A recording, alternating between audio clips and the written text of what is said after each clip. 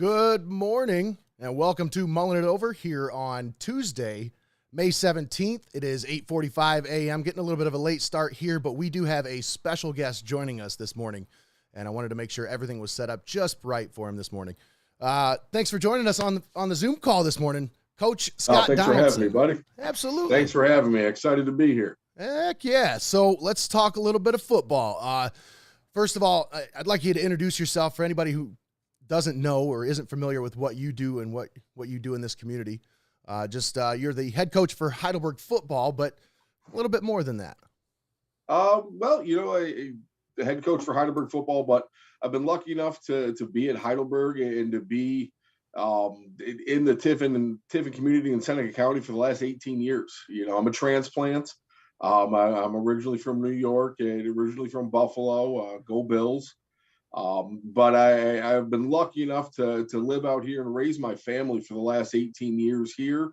I have two kids that are very involved in the youth sports scene out here, and I think that's where me and you really got to know each other a lot more, Nate, through Tiffin youth football, and I want to be involved as much as I can in that because that's something I really believe in, and so hopefully we can talk about that a little bit too. Yeah, actually, that was going to be one of my questions I had for you was your involvement with youth sports. Obviously, your son played a little bit of youth football, and you had kind of a hands-off approach as far as like his coaching. And I respect that as a dad. You know, I coach my kid, but like now as he's gone on to 7th grade and moving on to 8th grade, having that hands-off approach and watching him be coached by someone else, that's a different experience, man. So, I mean, from the youth sports level, you actually are still pretty involved, and recently you had something else going on with youth sports. Talk about the youth sports, youth football coaches camp that you put on recently. Oh, yeah, that was last week, and it's something the Corey Spencer, the last guy that was running the youth football, really worked out together a couple of years ago. We weren't able to do it because of COVID. So really the last 2 years we got, handcuffed on that, able to do it this year. And, Coach Lutz and his staff over at Columbian really helped out. What it was just, I wanted to be able to work with guys that are volunteer coaches. Okay. That obviously don't have the time that I do to put into football and learning drills and coaching drills and things like that, and be able to hopefully impart some knowledge on some great drills that can teach football the safest way possible. Absolutely. That was really the biggest thing was, okay, how can we teach tackling? Yeah. All right. And how can we do that and do it a safe way by not actually tackling another human being? Right. So we went through every position specifically, but we spent the most time really doing our tackling drills. And, Brandon Jacobson, who was our defensive coordinator, he's been coaching at Heidelberg for the last 16 years now with us. Really is there's no doubt, is a genius on the way he teaches tackling and the way we do it and do it safely. And that's from college kids to high school, all the way down to, your 3rd and 4th graders. Okay. And that was really the whole start of it. It ended up being a great night. We had, 20 something coaches come out. The whole Tiffin Little League was there. A lot of the 7th, 8th grade coaches. And actually we had a whole youth league from Elyria came over, a whole youth league from North Ridgeville out in Cleveland come over. It was a really fun night. My staff had a blast with it. We had our players doing the drills and everything, and it ended up being a really, really good thing. So hopefully we can keep that going. That's, whether we do it every other year or whatever. Yeah, and that's something that's really, it's unique to this area. Tiffin has kind of a unique youth football scene as they have, like a convergence of different area schools, because it's not just Tiffin football. It's Seneca East football. It's Mohawk football. It's Hopewell Loudon football players, because they don't all have the youth football programs at their schools. So as far as tackle football, they send those kids over to us, and we have a 5-team league with Tiffin Youth Football. And it's just, to me, as a coach, it's taken on a special meaning over the years to be able to be involved with this. And so I can only imagine with you. I wanted to be there so bad that night, but we had a game that we had to call, and obviously duty calls, paychecks pay the bills. So, but no, I was really excited about it. And when I was a coach, that was something that I really was kind of pushing for. Hey, let's get us some training. Let's get us some kind of like skills camp or something for coaches. So that way we know how to teach these kids the proper way, not just the way that you would like them taught, but also, Coach Judd Lutz as well, a Tiffin Columbian coach, and Coach Steve Reeser, Tiffin Calvert coach, and Coach Calatrulio with Hope Loudon, all these different area coaches. They want to have some input as far as the lower levels are concerned. And like you said, it's all about safety when it comes to youth football. We want to teach it the safest way possible because that's the building block. That's the foundation is youth football for these kids. That's where they start learning it. And if you can teach them the right way, then it just sets the stage for the rest of their career. 100%. And that's number one. That's why I was so excited my son got able to play in the Tiffin Little League. I'll be very honest with you, Nate. I wasn't going to let my kid play in Little League football. That was. There's a few other people in this community that feel the same way you do, and I don't blame anybody for the way they feel about it. Honestly, if you don't want your kid playing football, I understand completely. It's a personal decision. Absolutely, and it's the. So I didn't play football until ninth grade. First time I ever put on pads. First time I ever put on a helmet was ninth grade. Wow. I was a baseball kid, but once I got to know the coaches over there, and obviously Corey and you and Dan Bolin, and obviously I'm missing 100 guys that do an amazing job over there. It was about getting to know the coaches. All right. Are you gonna keep my son safe, and are you gonna make sure at the end of this he still loves football? Yes. That's the biggest thing. That is the biggest thing. Yes. All right. And especially for me personally, because if all of a sudden that kid starts hating football, we have no relationship the rest of our lives. That's absolutely that's right. What I do. And that's really what it's about at that level, is developing the love for the game. That's what I always say to my kids. When you're done here, you should want to play football. You should want to continue to play football. And if not, then I've not done my job correctly. Exactly. And I'm coaching Connor's baseball team right now. And that's the goal. Okay. If I can have the 11 kids I coach end up trying out for the freshmen and the varsity team in a few years, I did my job the right way. Right. We might go 0-20, but if those kids come out of this a little better at baseball and actually liking it and loving the sport, I feel like I did my job. Exactly. Yeah. And I mean, that's our job as a coach, is to get these kids to love the game, whether it's football, baseball, basketball, whatever it is. 100%. And, that's exactly what it's about. So there's you talk about youth sports. Now let's talk about high school sports, because you have another skills camp coming up soon. It's this weekend, right? Sunday. Right. So, and there still is some room, correct? I'm just trying to help you out here, Coach. Thanks for the plug. Yeah, Sunday. It's for grades, kids going in from 9 through 12. And there's a million camps for these kids to go to in the summer. There really is. Just with the colleges. I mean, there's a lot of great ones. A recruit last night. I mean, he's already been to 4 camps, and he's got like 10 more scheduled. It's wild, but the one thing we try to do a little differently is not make it so much of as a combine. Yeah. We don't have testing and don't do all that stuff. We are going to teach you how to run a 40, teach you how to test. That's right. Okay. So when you go to these other camps, whether you're trying to earn a scholarship or whatever, you know how to do it. All right. And we're actually going to spend real time on your position. And it's been a really good camp in years past. I love doing it. And then our youth camp is coming up. Our youth camp has always been my favorite time of the year. And that'll be coming up in July. It's so much been fun. in all the high schools. So we make it as fun as humanly possible. Now, the youth football camp is for ages what? 6 through 13. 13? Okay, so Isaac can still do this one more year. He's got one more year. I think he can. Yeah. He was bummed because he can't do the Micah Hyde camp this year, and I'm like, man, you're going into 8th grade. What are you talking about? So is Connor. And But Micah Hyde's his god. Obviously plays for the Bills, and oh we're yeah. Bills fans, and that's Micah Hyde is the pinnacle. Well, Isaac claims they're best friends. You know, when they, when he came to the last camp, he said he remembered me from before COVID. He remembered me. Like I'm sure he did. It's a good friend to have, man. All right, Coach. So That's let's awesome. talk a little bit of football. What do you got going on right now as far as your schedule as a football coach? Like, is this your downtime, or I do you wish. even have No. downtime? Does that exist? I got a couple of days in July. Those are golf outing days, though. Yeah. I'm going to scramble that day now. Right now, with Division III recruiting, I'm still finishing up a class. I'm still finishing up this recruiting class. We have a really good class coming in, and the bulk of it's done, but we still have some work to do.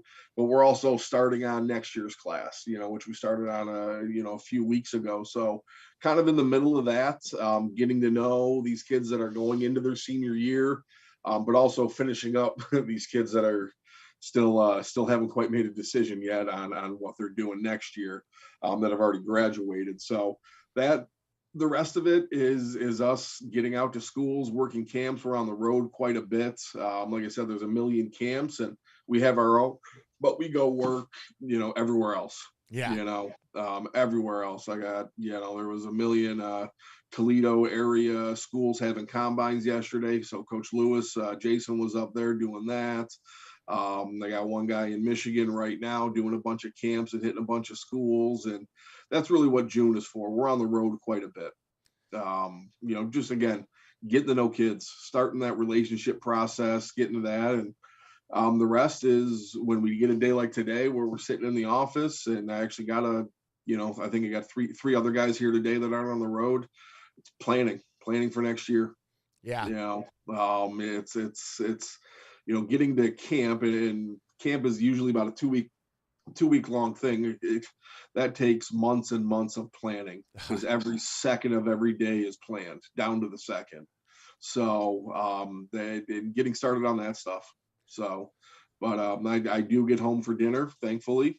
And at a dinner time, not downtime 9 o'clock. What's that? Yeah. Yeah. Downtime is I'm home while the sun is still shining. That's awesome. So you just had graduation recently. This past weekend. Awesome ceremony. Beautiful weekend for it. I mean, you guys couldn't ask for any better weather.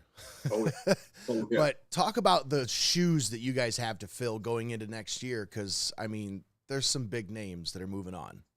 There's some big names coming back. Oh yeah, for sure. This is a wild time in college football because of the COVID year. The COVID year didn't count for eligibility. So there's a lot of, usually guys are done in 4 years. Well, there's a lot of guys that, whether they're finishing up their undergrad or going to grad school. Heidelberg has what's called a +1, which is a free MBA. So guys that have over 3.0 GPAs can come back for an MBA where it's completely free, but they can play college football. They can finish their last year. That's awesome. Obviously, if you can stay in college as long as you can, what the hell, go Van Wilder on it if you can, especially if it's free. Van Wilder, Bert Kreischer, whatever you want to call it. Whatever you want to call it. I just read that story, by the way. Isn't that so cool? I thought that was awesome. What an amazing story. I'm like, wait a second. That's his story? That's that guy? He's Van Wilder? No kidding. The Machine is that guy? That's really cool, though. I mean, honestly. And he could be just trying to get one over on everybody by, I'm Van Wilder. That's my story. For sure. But and that would be the greatest prank ever, too. But the biggest shoes we have to fill are obviously that Maceo Matthews at receiver. That was my first.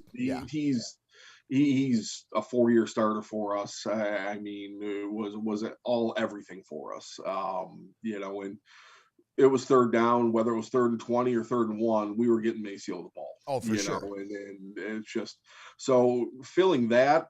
We'll see. Luckily, Dimitri Penick is coming back. He's technically a 6th year, but we got that worked out. And, the other number 4, the other starting receiver on the outside. And actually, our top receiver from last year wasn't either of those guys. It was Brandon Reed, who was a slot number 3. He was fun to watch. He's coming back. So it's really, Macio's shoes are going to be really big to fill, but I think we have enough experience coming back and talent already here on the roster, and then freshman class coming in is freakish. But we'll be all right there. And I think one of the things you guys are forgetting about that we really have to fill is our tight end spot. And that was, with Nick Kofor and Jace Grossman, both those guys, our offense really ran through them as far as the run game goes. And that's going to be a harder spot to fill than Maceo, if you can believe that. So Jace Grossman was a huge asset to you guys because he just played so many different positions. He was pretty much anything you needed him to be. He was that guy. And he did it all well. Yeah. It's not, we just didn't throw a body there. He did it all well. Yeah. And that's going to be hard to fill. There's no question about it. But, offense, luckily, we have all of our running backs coming back other than Jace with Tay Yearby and Jaron Curtis and TJ Ramey, and our quarterback's back with Drew Sims, and our entire offensive line is back. So you guys are going to make some noise this year, then, is what you're trying to tell me. As long as I don't screw it up, we should be all right. Now, speaking of Maceo, is he getting any looks? Is he getting any camp invites? I've not been following up. Not quite yet. It's still, there's still more time. Oh, yeah. Okay? There's plenty of time. Rookie invite thing now, and, teams are still looking for players. His agent is very optimistic, and he's had a bunch of teams that have called multiple times about him that just haven't pulled the trigger. So I know he's also got some XFL invites and things like that. So that's going to be an exciting and that's fantastic. And I'm really happy for him that he's going to continue playing. He graduated from Heidelberg. I am so damn happy for him for that. Yeah. All right. I'm so damn proud of him for that. Okay. And graduated and did really well here. So no matter what, his future is bright, whether that's in football or not. Right. And that's obviously the biggest thing. We want to see him keep playing because obviously I get to make more graphics about him and sell that to recruits. And that's fantastic. That's his dream. But no matter what, he has a degree from Heidelberg. That's right. And that's really what's important in the long run. And that's, you've done a great job of that in your tenure as a head coach there at Heidelberg. Of your graduation rate is just, stellar. So just good there. Appreciate hats that. Off. Thank you. Hats off. You've done a great job. Anything else you want to talk about here, Coach, before I let you go? I pretty much kind of picked your brain pretty well today, but I'm hoping this is going to be a weekly thing. Let me know, man. I'll be here. Let me know. That'd be amazing. That'd be amazing. I love what you're doing. Nate, I know Greg's in the background there. Okay. He's there. Shout out, Greg. Greggy's over here. I know he is. All right. I love what you guys are doing and all you're doing to promote just sports in Seneca County, man. I absolutely love it. And I'm here for whatever you guys need. And hopefully we can get you to call some of our games on Saturdays, man. Well, I am waiting until your AD gets settled in. Yeah, you guys got a new AD. I'm going to wait until he gets his office settled in and he gets comfortable. And then I've given him my business card. I've already told him, hey, the door's open. We want to sit down and have a conversation about that. So the door is open for that. And we're definitely looking forward to working with you guys in the future. Good. I hope so. He's a great dude. He's gigantic. Yeah, he really is. He's like 6'9". He's huge, but he's a great dude. And I'm sure we'll get things worked out, man. No, I'm excited to be here, guys. Hopefully you can get me back. All right. Really appreciate it. Love the shirt you're rocking. I have to get you a new one. All right. Hell yeah. This is my Celebrity All-Star Game gear right here. Yes, and your basketball skills. Oh, we aren't going to talk about that. For great broadcasting. All right. So, yeah, and your students there at Heidelberg, they did a great job calling that game, by the way. That was awesome. Hopefully we can get them involved a little bit in the fall as well. So, yeah. Absolutely. All right, well, Coach. I appreciate it, guys. Thank you. Appreciate your time. Thanks again. Coach Scott Donaldson joining us here on Mullin It Over. Thanks once again, Coach. Appreciate your time. So, Greggy.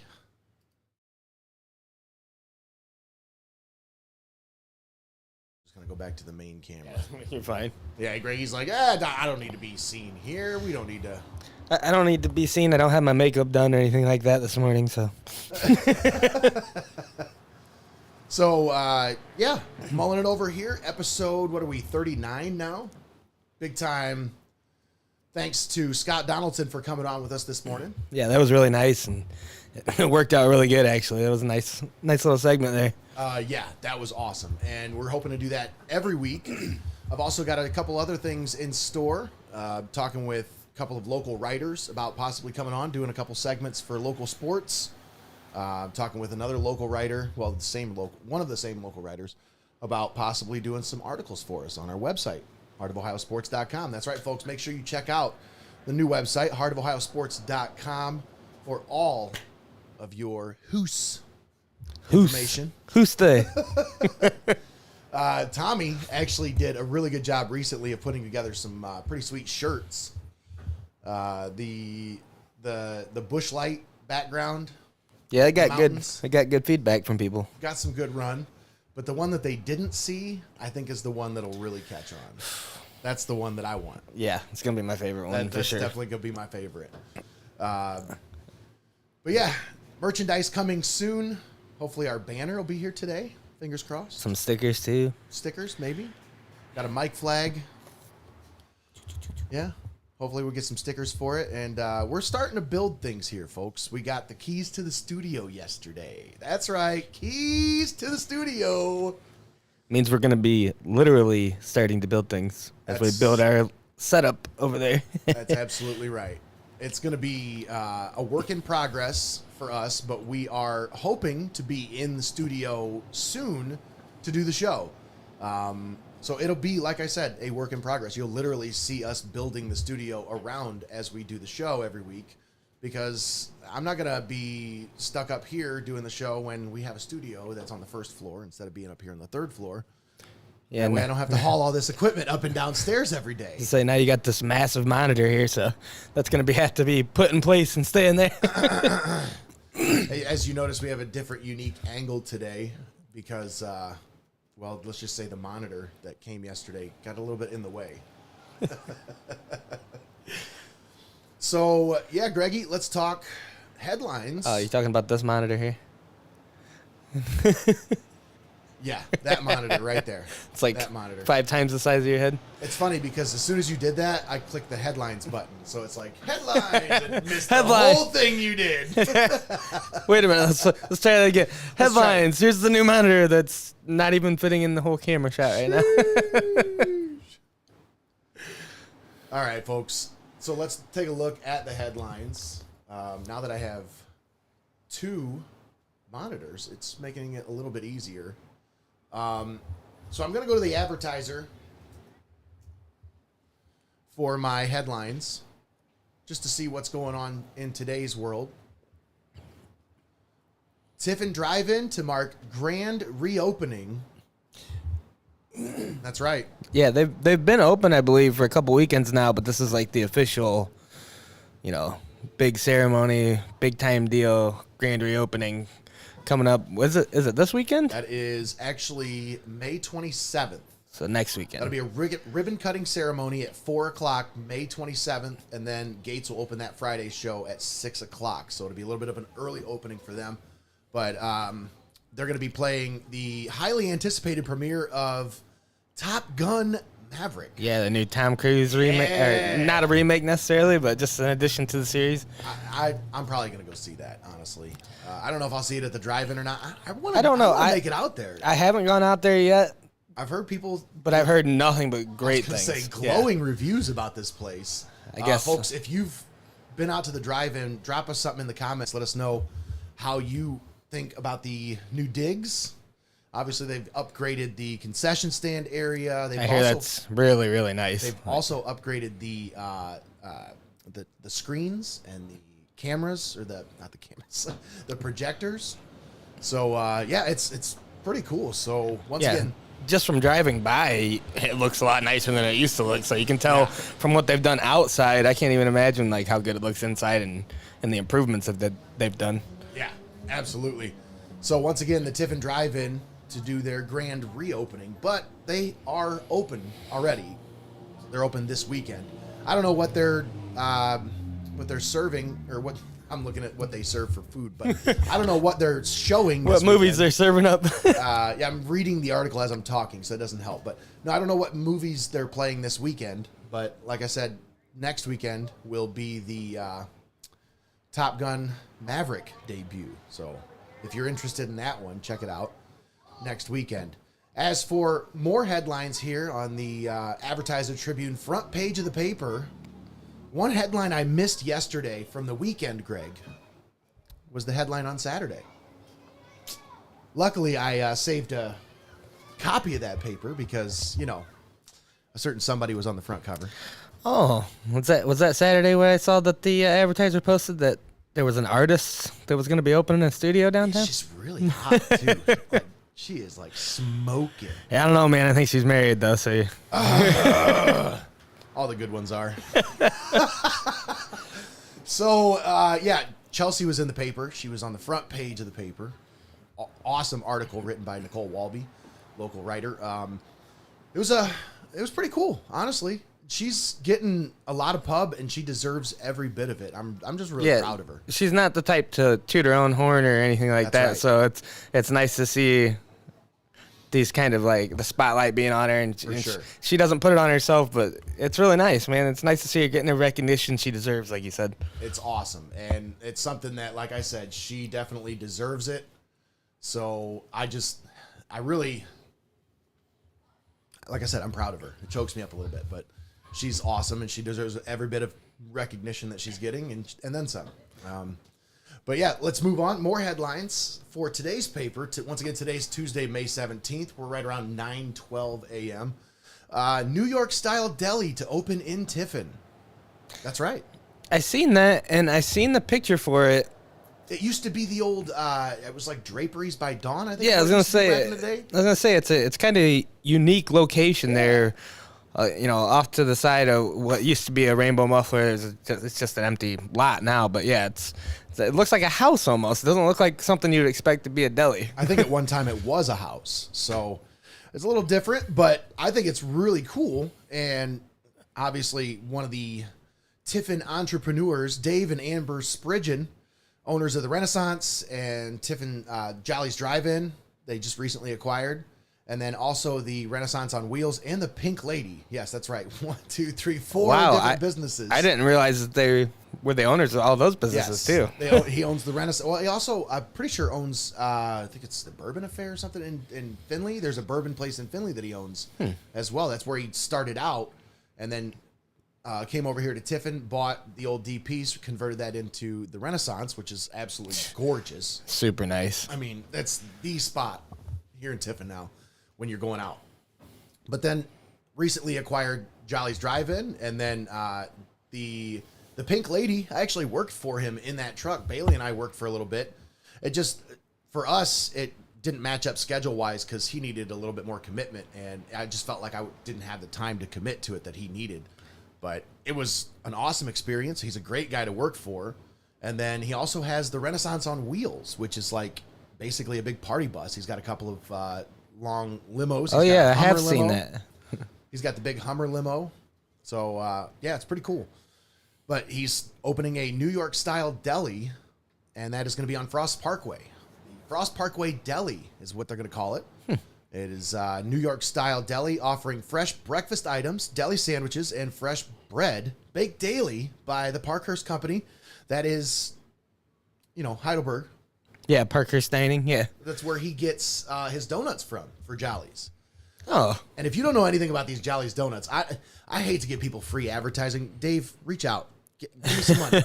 I'll totally, or it doesn't even have to be money. Just give me some gift cards. I like Jolly's. Yeah, I think they open at 7 a.m. or something for you to get your donuts. They have the best long stick donut. If you like cream donuts, the Long Johns, they have ones that actually have their name on them. And the filling, get this, the whipped cream filling or whatever, the usual white cream filling that they put in there, they have whipped that with Jolly's root beer and put that in the middle of the Okay, donuts. I didn't know that. Bro. I'm sure there's a lot of people that don't know about it, and now you do. And I mean, you're welcome, Dave. Yeah, I was a going little to bit of say. free advertising there, but when I found out about that, I was like, "Are you kidding me? Who's doing this?" Yeah, I've seen pictures of the donuts with the name on it, but I didn't realize Yeah, that it was like that. I didn't realize it was like that, man. That's what's going on. Yeah, that is what's going on. So, folks, I'm telling you, you got to give them a try. They are delicious. Once again, Jollies. You just got to head down to enter paycheck here. And But they're also, at this New York deli, they're also going to have limited items from the Pink Lady menu. And on the holidays, they'll do cheddar-infused poppy seed biscuits and pies. Sound fancy. That's that New York style. I love pies. So if you want to know the way to my heart, cheesecake and pie. That's definitely the way. They are planning to hire 8 new employees. They're investing more than $85,000 in building renovations and equipment in the 155 Frost Parkway building that formerly housed, I was correct, Draperies by Dawn. Yeah, so there's probably That was a shoot from the hip right there. And I got it right. I was going to say that investment, there's probably a lot of converting that they had to do for this. Yeah. Yeah, this is going to be pretty cool. So Dave says it's a unique opportunity since there are no other options like this in Tiffin. He goes on to say, we would like to thank the city of Tiffin and Tiffin Seneca Economic Partnership for their support. And yeah, I mean, it's just going to be really cool for Tiffin to have something like that. They're planning to deliver downtown and also use DoorDash and Tiffin Treats for other Tiffin deliveries. So they'll have delivery as well. So once again, new deli opening up in Tiffin. Let's moving on. More headlines here in Tiffin, and then we'll move on to national headlines. Farmers Market opens this Saturday. That's right, Greg, the Farmers Market. That's one of my favorite things. Oh, it's always a big hit. It's always a big hit, taking up downtown there, and you go downtown any Saturday morning, you just see people walking around everywhere. It's a really good thing. Yeah. So once again, this weekend, Farmers Market, they'll feature live music and new Recipe of the Week cards. Speaking of recipes, let me I want to just drop something. This is completely off topic. This is not headlines related at all. But recently, I went to an estate sale. It was over on Ohio Avenue. It was really cool. They had a lot of cool stuff. I just didn't have enough money to buy everything. But one thing, I sent a picture of my sister. I sent a picture to my sister of these. It was like 3 entire tables full of Barbie stuff, like old Barbie in boxes, like the life-size Barbies and all the little collectible Barbies that you can think of. But then on the inside of the house, they had all kinds of different stuff that was just, you could tell these people were collectors. They had glassware. They had, let me see, he had a bunch of fishing stuff, a bunch of books, a bunch of old movies, like Disney movies, the VHS in the actual cases. They looked almost in pristine condition. I mean, pristine condition. So they had a lot of cool stuff there. But the one thing in this box, there was, let's see if I have it anywhere near me. No, it's up there. Hey, let me grab it real quick. So in this box, they had a giant box that was full of different random stuff. But they had these cross pens, which were pretty cool. It's a cross pen and pencil set. It's a nice set. It was in a box with a bunch of stuff for she wanted $5 for the whole box. And I was like, okay, cool. I'll take it just because I want the pens. Well, in this box, there was a notepad, like a leaflet with index cards that had a bunch of recipes. And they were all handwritten recipes from the person, obviously, that they were selling the stuff of. Man. And it was like, I could tell when I'm reading these recipes, and each one of them, this is really good on top of it, or real good next to this recipe. And I'm like, every one of these recipes was handcrafted, handwritten recipes. You could tell that somebody took a lot of time to make this book and put these recipes together. So it's my goal by the end of summer. I want to make at least 5 of these recipes in this book. And I'm thinking I might do a little video series to go through this. Because I think this is really cool. When I find old stuff like that, and you can tell that it meant a lot to someone. Yeah, I haven't seen handwritten recipes since back in the day at my grandma's house. That's an old school generational type thing. I mean, look at this. You're talking about cursive It's writing. probably going to be some of the best recipes, some of the best food you've ever made right there, honestly. I mean, this one was really, I'm telling you, this one was one I was really intrigued by. It's called Jiffy Party Cake. Never heard of it, never tried it. But you take an entire Jiffy yellow cake mix, and you basically make the cake as normal. Then you make some pudding mix and a block of cream cheese. You mix that together. You mix your pudding mix like normal. You mix the cream cheese in there with it.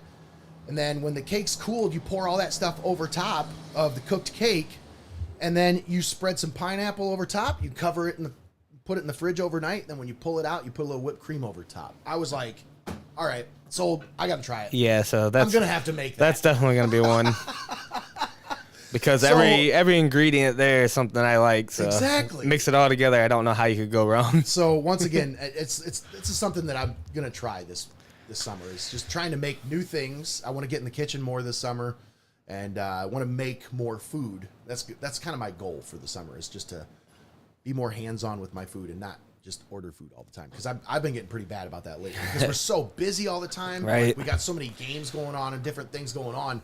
I'm just like, I don't have time. I just give me something, put in my mouth. You know, like, it's like I just don't have time for food, and I need to make time. That's what it is. I need to find more prep, like easier prep meals. And some of this stuff doesn't necessarily look easy, but well, hopefully it looks good, and I want to try it. Hopefully, with having the studio too, you can cut down, a whole hour or two of lugging things up and down the stairs every day. Yeah, absolutely. So a couple other things here on the front page of the paper before we move on to sports news, because we got a little bit of national sports news to talk about, and also local sports news, because we got a game coming up tonight and a couple more later this week. But a couple more headlines here. Bark Park to add solar lights and will be open 24/7. If you're a Bark Park member, and you're obviously a proud member, I hear a lot of people love the Bark Park, and the idea of the Bark Park is something that's really caught on over the years. But they're going to be installing some new solar lights, and they will be open 24/7. So you don't have to have a certain time schedule that you can take your dog. You can take them any time of the day. I think that's kind of cool. It's definitely unique. It's something I've never really thought about. Like, go cruising by the Bark Park at 3 a.m, you see somebody out there tossing a frisbee around with their dog. Like, I mean, hey, if you're a third shifter, I guess, and that's the time that you spend with your animal, like, and you want to go outside, it's nice to have a place to do it at. Right. Right. Big time investment for the Bark Park. So we'll see how that works out. I think that's actually pretty cool, having them open 24 hours a day, 7 days a week. Well, speaking of that, aren't they also having a barking That was lot my party? next. Great segue there, Greggy. So, yeah, the next headline here, an article written by Kayla Trevino, Barking Lot Party returns. That's right. Tiffin will see its second annual Barking Lot Party, 5 to 8 p.m. this Thursday. Once again, it's a pet-friendly event that will take place in downtown Tiffin. The event was started by Seneca County Commissioner Tyler Schuff. Although it was meant to be a yearly event, it was not able to proceed the last 2 years due to COVID. So I say annual because this is the second time they've done this. Yeah, COVID. The last time was 2019. Yeah, it just kind of messed things up. But it'll feature 75 businesses participation, live music, and giveaways. Take place at the Laird Building and the Krogan Bank parking lot, and City Lot 5 and City Lot 7. One thing Tyler asked me if we wanted to be involved with this, and at first I was like, absolutely, but I didn't think about playoff baseball, and we have a game that night. So kind of bummed, but at the same time, Hopewell Loudon baseball will be on the call for that one, so I'm pretty excited about that. They're an exciting team to watch. Oh, for sure. So once again, the Barking Lot Party this Thursday from 5 to 8 p.m. here in downtown Tiffin. All right, Greggy, so let's move on here. Let's talk a little bit more. So we just talked about kind of the headlines in the area, but I want to talk a little bit about weird headlines. Let's talk weird headlines. I've got some things that I kind of fired up here. There's a couple things that I was like, what in the hell is going on? So I'm just going to read this headline, and then we'll dissect this one, Greggy. Arby's manager in Washington State peed in milkshake mix, according to police. Footage of the 29-year-old man peeing into a bag of milkshake mix was uncovered as police were executing a search warrant on his phone as part of a child pornography investigation. Well, those two things going together doesn't surprise me then. I mean, there's something obviously wrong with that guy. I'm like, wow, okay. So they were looking into this guy because they thought he was, a weirdo, obviously. Wait, does it say whether or not they found anything? I mean, So they just thought he was weird and checked it out and saw that he was doing that weird stuff? Or? Yeah. Oh, man. The manager acknowledged to investigators that he urinated in the milkshake mix bag at least twice and said he was almost sure he threw the bag out. Almost sure. Yeah, because that makes any sense. I'm going to pee in this milkshake bag. He said he was working alone in the restaurant that night and he did it for, quote, sexual gratification. What? All right. I mean, I thought maybe he would go with the I really had to pee and somebody was in the bathroom story or something, but no. Nope. He told detectives that if he didn't throw the bag away, it would have been added to the other mix by the next shift and served to customers. So he said he was almost sure. I just throw the whole machine out. We're done. Done. I mean, I'm never getting shakes at Arby's ever again. I guess it's not important to keep track of the bag of milkshake mix that you just peed in. That obviously is not going on at our Tiffin Arby's. Oh, my God. I love Jamocha shakes. I could never give up on Arby's milkshake. That's the secret ingredient. Hey, stop! Quit! No, we're done. We're done here. Oh. All right. So one manager at the Arby's told detectives the restaurant sold at least one ice cream float and about 30 to 40 milkshakes that day. So wait a minute. This was all like in the same 24-hour period. Like they looked through this guy's video and they're like, "Hey, you were peeing in a milkshake bag." He's like, "Yeah, that was just yesterday. We sold like 30 or 40 milkshakes after I did that." Like, man, what that tells me is that Throw it all out. he's had to have done this before. Throw it all out. Like, there's no way. Throw it all out. There's just no way the first time he peed in a milkshake bag and recorded it, they busted him instantly. That's not happening. Gross. Oh, man. Oh, God, that's awful. So, yeah, that was something I had to talk about because I was like, are you kidding me? So that child porn investigation reveals that this guy's been peeing in milkshakes. So, bro, what else is going on in this world? It's like he said he did it for sexual gratification. So are we sure that he was peeing in the milkshake bags? You only saw. Stop. We're done. We're done here. Moving on. All right, we're done. Oh, gross. Man. So gross. Oh. So, yeah. Another one I kind of thought was a little weird. So you know that security guard that helped the guy escape recently? Did you hear about that? Oh, the woman? The woman. Yeah, okay, yeah. So evidently it's trending because there are more people that continue to do this for whatever reason. There's another story. Louisiana security guard accused of helping 3 incarcerated teens escape, all 4 missing. So these are teenagers now. There's a 21-year-old security guard, Victoria Toon. What is wrong with people?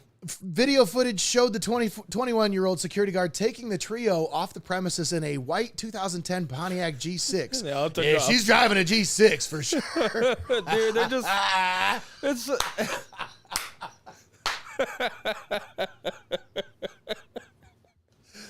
Man. Oh, police were not alerted until approximately 6:50 a.m. This is 4 hours after they escaped. Just before 3 a.m. is when they escaped. So they just took off under moonlight. Two 17-year-olds and a 15-year-old. Police were not alerted until 6:50 a.m. when incoming day shift employees noticed the 3 were missing. Wow. Wait, so the day shift employees noticed the 3 inmates were missing. One is charged with attempted first-degree murder. Another is charged with attempted second-degree murder. And another charged with robbery. Smells like them bad boys, I guess. All 3 are considered dangerous. My question is, during the night shift, she can't be the only person working. So none of her coworkers noticed that her and 3 dudes took off. In 3 orange jumpsuits. Yeah, it took until all the 3 next... juveniles were last seen wearing orange jumpsuits. Oh, she probably had to change Nobody clothes saw ready this? for him and stuff, dude. 3 in the morning. You see some guys running out in orange. You're like, oh, well, I didn't see nothing. You know this was I didn't see meticulously planned out. She's got a change of outfits and like Happy Meals in the trunk for them all and stuff. Oh, all right. That's just too much. Oh, man. So, yeah. Let's take a look at sports. Had some big awards over the weekend. We talked about Carson Malott getting Player of the Year in the SBC. Big time. Huge honor. Ashton Bohr won the Player of the Year in the River. 4 other Chieftains made the first team. You had Bohr as the catcher, who hit 517 this year. 31 hits, 19 RBIs, 10 doubles, 27 runs scored. That's your most outstanding performer in the River Division. The number 2 ranked Chieftains. That's right. His teammates, Kane McDonald, Tyson Swanigan, and Tyler Fideli and Eric Hoover all joined him on the first team in the SBC River.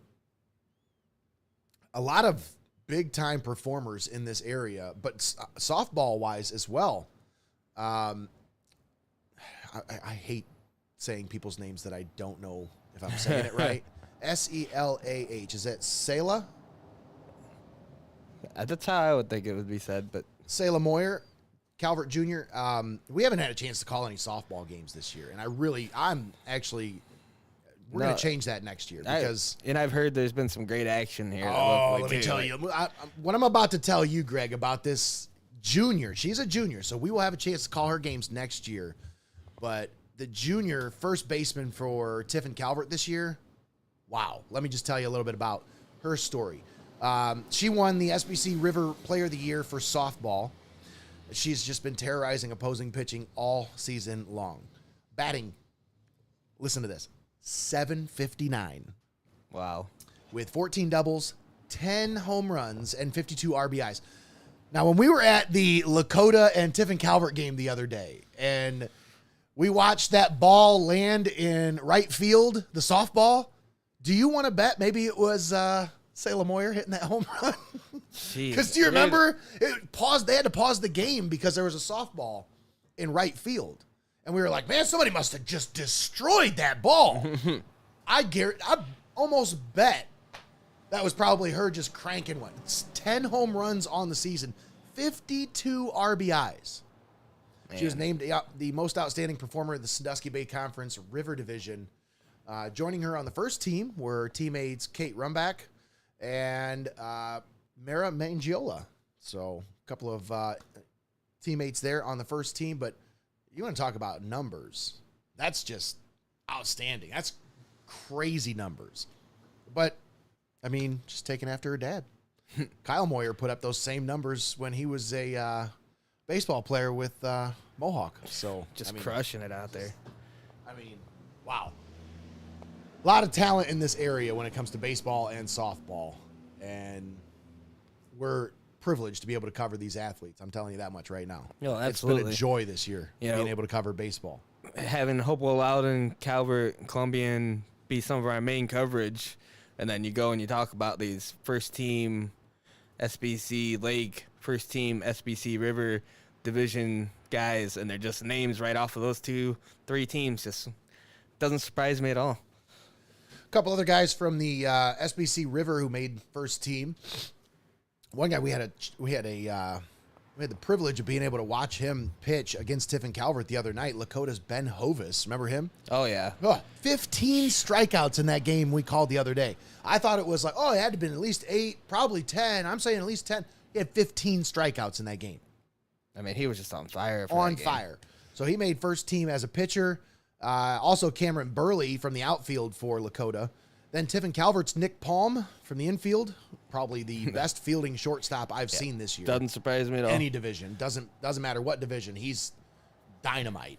And Garrett Spawn in the outfield made the first team as well as New Eagles' Shane Jones and Old Fort's Casey Klaus. Those are your first team selections. Second team selections were Calvert's Max Paul and Caden Otterbacher, Old Fort's Isaac Snyder, and Isaiah Perez. Lakota's Jay Matz, Mitch McDade, Chase Dussel, and Kenny Rice.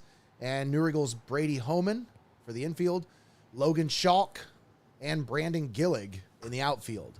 And then Hopewell Loudon's Devin Falter rounding out the second team. Honorable mentions were New Eagles' Reese Goshi, Old Fort's Carter Dubois, and Calvert's Hunter Yakel and Mason Johnson.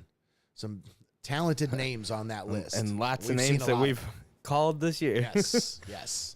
It's been a fun season. Like I said, it's been a lot of fun watching these kids. But for real, I didn't know what to expect at the start of baseball. You know, we never did baseball before, so it was kind of brand new territory, but it was really fun. Yeah, really fun. Let's go into national headlines. Let's talk about national sports here, as we've got some national sports talk here on Mullin It Over. We don't want to do that. That's the Zoom call that we were on previously. We don't want to click that button. So, national sports right now, interesting story came out yesterday within about an hour of each other. First, you had the story of Deshaun Watson taking his teameats to the Bahamas. Took the whole offense to the Bahamas. Yeah, taking everybody down there for some team bonding and some workouts, I guess. Team bonding and massage. I mean, I heard he knows some good massage therapists down there. He's treating the guys pretty nice. Anyways, so whole offense is suspended. Our show's suspended now.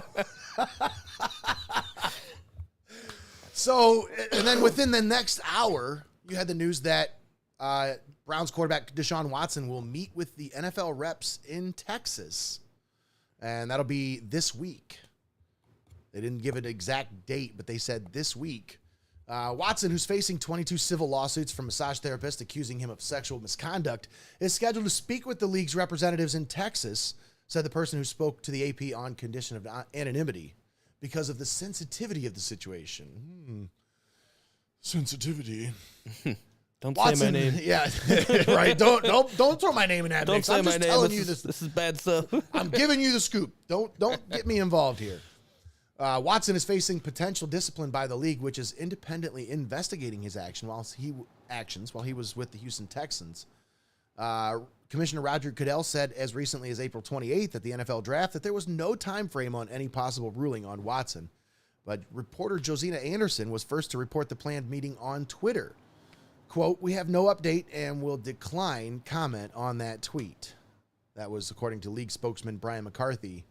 There's no timetable as the review is active and ongoing. So you got a lot of different, this person's leaking this, saying that the meeting's going to happen, and then the NFL's like, oh, we don't know anything about that. Yeah, sure. The NFL to say there's no timetable on that stuff. It's like, come on, there's some kind of timetable. Obviously, the season starts on some day, so we need to know what's going on here, guys. Exactly. So, big story. I don't know. Is it a big story? It just seems like any story that has to do with this, it says Deshaun Watson's name, they're going to flare up just to get some headlines, to get some readers, to get some clicks, But realistically, when you boil it down, that story is just, hey, somebody said that they're going to be meeting here soon, so... Right. But it doesn't really say anything else. Like, right. They're going to be meeting, they'll come out of the meeting and probably be like, oh, nothing happened today, so... Right. So as far as national sports today, Guardians game, they have the Cincinnati Reds game at 6:10, and then they have the Reds again tomorrow, a little 2-game set with the Red Stockings, with the Reds, and then they have an off day on Thursday, and then into a series with the Tigers. That'll be Friday, Saturday, and I believe it's a 3-game set on Sunday as well. All these are home games for the Guardians, so that's a nice stretch. Yeah. In the last 10, they've won 6 out of the last 10, so they're 6-4. They lost the last game. They are 3 games behind in the AL Central currently, trailing league division leader Minnesota, 16-17 on the season. Once again, game tonight against Cincinnati for the Guardians. As far as other national sports, really the only other thing going on that I'm really concerned about, I'm not much of a hockey guy, so if you are a hockey guy, you got to send me some stuff if you want me to cover hockey, because I don't really look for it. So if you want me to cover it, I will. I'll watch it, at least the highlights anyways. But I don't really follow it, so I wouldn't know what's good news for people in this area, and I'm really trying to focus on people in this area. So if we think there's a thirst for it, we'll cover it. But if not, I'm not really worried about hockey. But other than that, right now, the big news, NBA playoffs are in full swing. We've got the Eastern and Western Conference Finals starting today and tomorrow. Eastern Conference Finals tonight with the Boston Celtics and the Miami Heat doing battle. This one's going to be a big series. It's going to, I'm just calling it now. It's going to go 7. These two teams are, I think, evenly matched, and I think it's going to be a great matchup between both of these squads.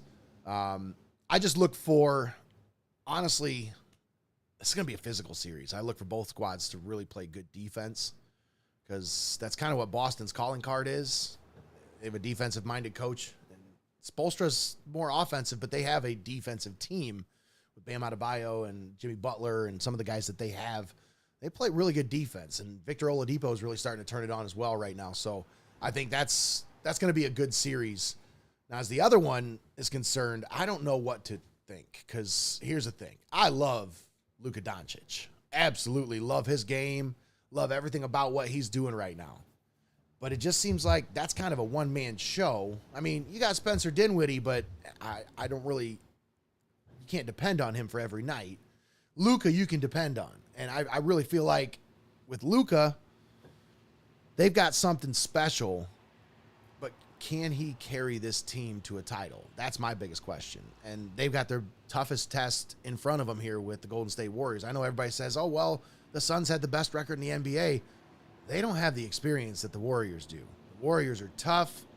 They have a lot of championship experience, and that's a team that I look at and I say, that's the favorite. If the Mavericks want to beat anybody and they want to win a title, they're going to have to get through Golden State to do it. And I could see that being a tough series for the Mavericks. I don't see it going the Mavericks' way, but maybe I'm wrong. Maybe I'm completely wrong about this. I don't know basketball anymore, it seems. So maybe this one's like, a 7-game series as well. But I just see it this one as, I think the Warriors have an obvious advantage here. It's going to be a mismatch. They're going to run up and down the floor. Dallas they're not the greatest defensively. Jason Kidd's a great defensive coach, and he's got a great staff around him. But I just don't see Dallas as being that team right now. In the future, get Luka some help. They need to figure out a way. Right. They need to figure out a way to get Nikola Jokic. And like you said, the Warriors just have the experience, and that's something you just can't overlook, and you can't teach that kind of stuff. You've been there before. Yeah, exactly. And that's something that the Mavericks are aspiring to be. You got Luka Doncic. He's 22, 23 years old. I mean, but he's played in a lot of clutch situations overseas, and there's a lot of people out there making the argument, well, I mean, he's seen tougher environments in overseas than he will ever see here. So, I don't know. It's going to be a tough series for the Celtics and Heat, but I don't know how to call this one. I think if I had to predict this one, I'm going to say Warriors in 5. But that's just the pessimist in me, because I feel like the Mavs are really overmatched in this series. But what do I know? I don't know anything about basketball anymore, I feel like. Let's talk about our headlines, Greg. Local sports headlines right here on Heart of Ohio Sports.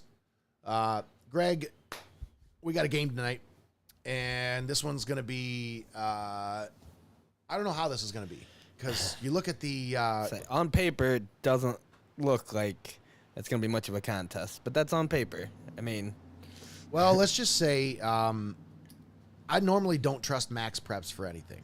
I usually say, don't trust Max Preps. That's not a good, trustworthy site for all your sports information. But when we checked Max Preps yesterday for the Van Loo, what are they, the Wildcats? The Wildcats. That's not what I called them in the group chat. But they, the last game that they played, what was it, 25-2? Pandora Gilboa? Yeah, there were some pretty ridiculously lopsided scores. Like, I'm just, yeah, it was. When we were in Lakota the other day, and that softball game was going on beside us, and it had a huge lopsided score like that, I thought, that never happens. That's crazy. Yeah, that doesn't happen. No, What? it totally happens. Yeah. So, big game tonight as Tiffin Calvert looks to move on. And, I mean, I don't know how to. Well, here's the thing about How am I going Calvert. to talk about this one, Greggy? Because when you look at it, you know, Calvert's got a pretty good squad this year. Yes, but that's I will exactly say what I was this. going to say. they have underperformed or underachieved. I will say that not underperformed because they put a lot of effort into every one of these games. I mean, this is a great talented squad, but they've played some really tough games. Right. They've lost some tough games. The games that we One-run watched games. them lose were very close games. Right. Like, and that's why I say, like, you know, this one should go Calvert's way, because I believe that Calvert has the ability to play a really good game. I've Right. watched them play really good games and just come up short at the end of the game. This one, I think Calvert plays to the best of their ability, and we might be going home early tonight. That's what I thought when I was watching this. You know, I'm thinking to myself as I'm like looking at the stats, looking at everything, I'm like, okay, well maybe this might be an early night for us, but I don't like saying that kind of stuff because here's the thing. We know Tiffin Calvert's played in a really tough division with the River this year. You know, you've had some really tough teams, Gibsonburg, Lakota, obviously Hopewell Loudon. There's some really good teams in this division. However, the BVC, Blanchard Valley Conference, that's the conference that Van Loo's in. I'm telling you, that's a meat grinder. And you can look at their schedule and you can look at their record and say, okay, they haven't got a win, according to Max Preps. But I also say, look at who they've played this year. And I can't compare because these teams in these leagues don't play each other very much in the regular season. So we don't know competition-wise what kind of talent we're dealing with here. Right. So it could be the just teams- they played murderer's row schedule, and you know, I'm not saying anything about the River. I mean, it could be the other way. You know, the River is the brutal schedule, and then they play somebody from the BVC and mop the floor with them. I don't know how this is going to turn out. Right, like Van Loo's worst opponents could still be as good as Calvert's best opponents. You know, you just Exactly. really don't know. Exactly. So once again tonight, Van Loo and Tiffin Calvert here on Heart of Ohio Sports. Make sure you tune in for that one. That is a 5 o'clock first pitch right here on the pulse of the Buckeye State. Greggy, any final thoughts here before we wrap things up? We're about an hour, or a little bit over an hour now. Oh, it was really nice having Scott on for that interview. Oh, for sure. And for sure want to make that a reoccurring thing because it's just good content there. Yeah, absolutely. Had a blast this morning. Thanks for coming on with me once again, Greg. Oh, no problem, man. Appreciate your time. We got a little bit of preparation to do for the game tonight, so we're going to wrap things up. Once again, thanks for tuning in here on Mullin It Over. If you are watching the video, make sure you like, subscribe, share, follow, all of the above on Facebook, YouTube, Twitch. You can find us on Mullin It Over, the Facebook page. We are also on Facebook with Heart of Ohio Sports. And then on Twitch, search Heart Ohio Sports, as well as on YouTube, search for Heart of Ohio Sports. Make sure you subscribe to all the channels, follow us, and make sure if you're watching this video, as you get to the end, share this video, please. And thank you. Have a great day, everybody. Enjoy it. It's going to be a beautiful one here in Tiffin, Ohio. It's going to get up to about 72 today, folks. So, yes, it's shorts weather. Bust them out and Gorgeous day. have a good day. That's about it. Thanks again for tuning in here on Mullin It Over.